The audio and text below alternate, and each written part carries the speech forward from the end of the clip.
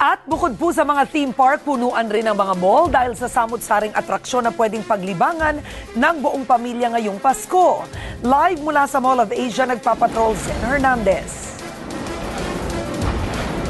Alam mo Karen, yung dami ng tao na nakikita natin sa mga mall tuwing weekend, triplihan mo pa yan o kaya ay i-multiply ng 4 na beses. Ganyan katindi ang siksikan ngayon sa mga mall. Marami kasi sa mga tao matapos samahan ng kanilang mga anak sa pag-iikot sa kanilang mga ninong at ninang, dumiretso na sa mga mall para nga makapamasyal kasama ang buong pamilya. Pagbukas pa lang ng Mall of Asia kaninang alas 10 ng umaga, bumuhos na ang mga tao. Pami-pamilya kung dumating at bit-bit ang mga anak. Mas tipid daw kasing mamasyal sa mall kaysa amusement park. Bilang mami, di ba? Kasi yung mga malls, wala namang entrance fee. Mas marami rin daw pwedeng puntahan. Unang dinagsa ng mga tao ang mga restaurant. Bawat kainan, okupado lahat ng lamesa at upuan. Puntahan din itong Christmas Wonderland kung saan atraksyon ang mga sumasayaw na manika at pwedeng magpa-picture kasama ang pamilya. Maaga kami nagising para mag-ikot-ikot sa mga ninong at ninang ng anak ko. Tapos ngayon, dito kami sa MOA after namin makapag-ikot at makapag-ipon kami ng pamasko ng anak ko. Siksikan din sa mga sinihan at nagpaikot-ikot na ang pila sa sobrang haba sa may bilihan ng ticket. Pero wala namang uminit ang ulo. 1:30 kami nagpumila.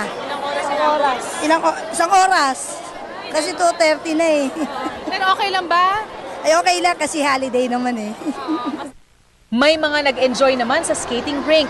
390 pesos ang upa sa skates, kasama na rito ang 1 oras na skating. Tanong ko sila kung ano gusto nila. Sabi nila, ice skating kasi first time eh.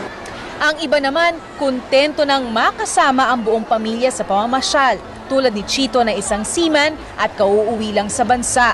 Ngayon lang daw niya nakasama ng buong araw ang asawa, anak at mga apo. Tinataya namang lagpas ng 1 milyon ang dami ng mga mamimili na pumunta ngayon sa Mall of Asia.